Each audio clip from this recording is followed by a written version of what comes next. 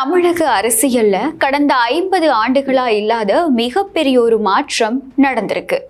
திராவிட கட்சிகளை யாராலையும் அசைக்க முடியாது அப்படின்னு சொல்லப்பட்ட ஒரு கோட்டைய தனியாளா நின்று தகர்த்தெறிஞ்சிருக்காரு தமிழக வெற்றி கழக தலைவர் விஜய். ஆனா தமிழக வெற்றி கழகம் எதிர்பார்த்த இந்த ஆட்சியை அமைக்கிறதுக்கு 118 ஆசனங்களை வெற்றி பெற்றிருக்கணும். பெரும்பான்மையா 118 ஆசனங்கள் தமிழக வெற்றி கழகத்துக்கு கிடைச்சிருக்கணும். ஆனா துரதிருஷ்டவசமா விஜயோட கட்சிக்கு 108 ஆசனங்கள் தான் கிடைக்க பெற்றிருக்கு.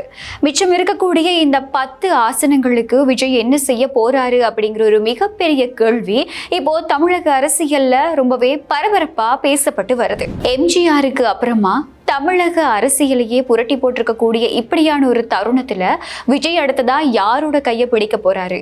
காங்கிரஸா கம்யூனிஸ்டா அப்படிங்கிற ஒரு கேள்விதான் இப்போ எழுப்பப்பட்டு வருது.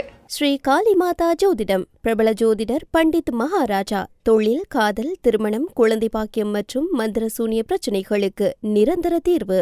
தமிழகத்துல அண்ணாதுரை காலப்பகுதியில இருந்தே சினிமாவும் அரசியலும் ஒன்னா இணைஞ்சிருக்கு. எம்ஜிஆர் திமுகவில் இருந்து பிரிஞ்சு அதிமுகவை ஆரம்பிச்சப்போ என்ன மாதிரியான ஒரு எழுச்சி இருந்ததோ அதே மாதிரியான ஒரு எழுச்சியோட ஒரு மிகப்பெரிய மௌன புரட்சி இந்த முறை தேர்தலையும் தமிழக வெற்றி கழகம் மூலமா அடையாளப்படுத்தப்பட்டிருக்கு. கடந்த அரை நூற்றாண்டு கால திராவிட ஆட்சிகளுக்கு அப்புறமா தமிழக மக்கள் ஒரு புதிய முகத்துக்காக ஏங்க இருக்காங்க அப்படிங்கிற ஒரு விஷயம் இந்த தேர்தல் முடிவுகளை வச்சு பார்க்கும்போது தெளிவா தெரிய வருது. குடும்ப அரசியலுக்கு முற்றுப்புள்ளி, ஊழல் முறைப்பாடுகள் இது எல்லாத்தையுமே தாண்டி அதிகமான புதிய விஷயங்களை தமிழக மக்கள் கிட்ட விஜய் கொண்டு போய் சேர்த்திருக்காரு. எம்ஜிஆர் ஜெயலலிதாவுக்கு அப்புறமா அரசியல்ல ஒரு மிகப்பெரிய மாற்றத்தை உருவாக்கி இருக்கக்கூடிய 3வது நடிகரா விஜய் இப்போ உருவெடுத்திருக்காரு.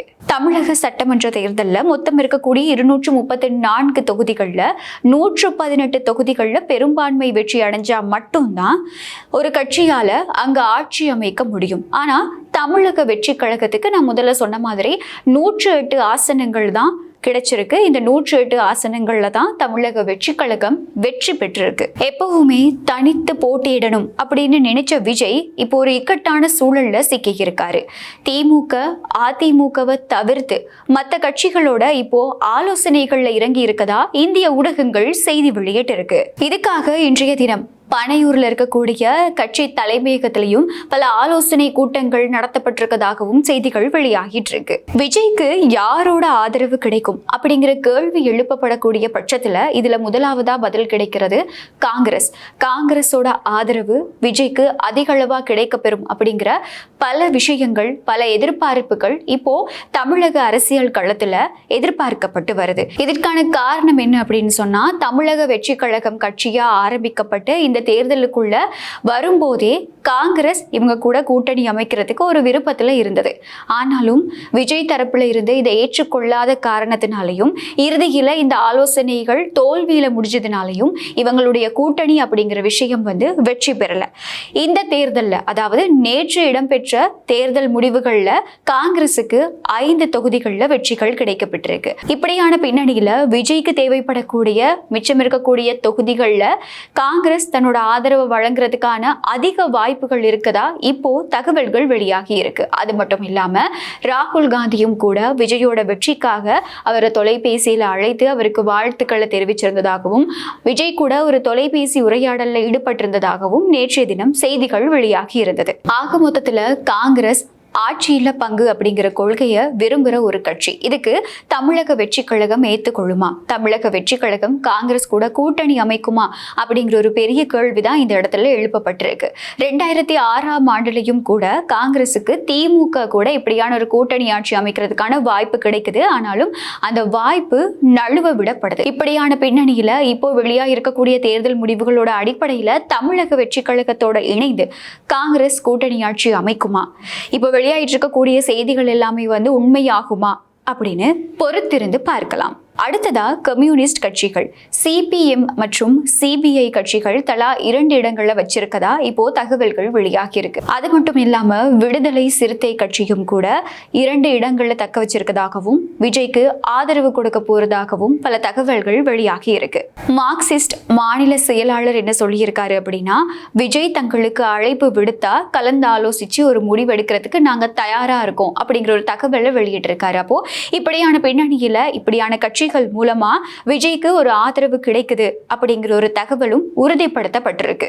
விஜய் தேர்தலுக்கு முன்னாடியே ஒரு விஷயத்துல ரொம்ப தெளிவா இருந்தாரு. அதுதான் ஆட்சியில பங்கு அப்படிங்கிறது. தன்னை ஆதரிக்கிற கட்சிகளுக்கு விஜய் மந்திரி பதவிகளை வழங்குறதுக்கு தயாரா இருக்காரு. இதுதான் இப்போ கூட்டணி கட்சிகளை விஜய் பக்கம் ஈர்த்துக்கிட்டு இருக்கு. திமுக கூட்டணியில் இருந்த கட்சிகள் விஜயை ஆதரிச்சா அது தமிழக அரசியல்ல இப்போ இருக்கதை விட இன்னும் பெரிய ஒரு மாற்றத்தை ஏற்படுத்தும். அதாவது காங்கிரஸ் மற்றும் கம்யூனிஸ்ட் கட்சிகள் விஜயை ஆதரிச்சா அது திமுகவுக்கு ஒரு மிகப்பெரிய பின்னடைவா இருக்கும். தமிழக வெற்றி கழகத்துக்கு எஞ்சி இருக்கக்கூடிய இடங்களை பெற்றுக்கொள்றதுக்கு தமிழக அரசியல் இன்னும் பல திருப்பங்களையும் பல மாற்றங்களையும் சந்திக்குமா? அப்படி இல்லைன்னா விஜயோட இந்த ஆட்சியில பங்கு அப்படிங்கிற கொள்கை எந்த அளவு தூரத்துக்கு சரியா வேலை செய்ய போகுது அப்படிங்கிறத பொறுத்திருந்து பார்க்கலாம். எது எப்படி இருந்தாலுமே கூட இன்னும் ஒரு சில நாட்கள்ல இதுக்கான முடிவு தெரிய வரப்போகுது. விஜய் ஆளுநருக்கு கடிதம் எழுதியிருக்காரு. இந்த கடிதத்துல 2 வார கால அவகாசம் கோரியிருக்காரு. அப்போ இந்த 2 வார கால பகுதிக்குள்ள இதுக்கான ஒரு முடிவு தெரிய வரும் அப்படிங்கிற விஷயமும் உறுதியா தெரிய வந்திருக்கு. இது எல்லாத்தையுமே தாண்டி காங்கிரஸ் விஜய்க்கு ஆதரவு தெரிவிக்க போகுதா? அப்படி காங்கிரஸ் விஜய்க்கு ஆதரவு தெரிவிக்குமா இருந்தா தமிழக அரசியல்ல இன்னும் என்னென்ன மாற்றங்கள் நடக்க போகுது? எதிர்கட்சியா வரக்கூடிய திமுகவுக்கு எப்படியான ஒரு பின்னடைவு வரப்போகுது அப்படிங்கிற தொடர்பா உங்களோட கருத்துக்களை கமெண்ட்ல பதிவிட மறக்காதீங்க. மறுபடியும் இன்னொரு வீடியோல சந்திக்கலாம்.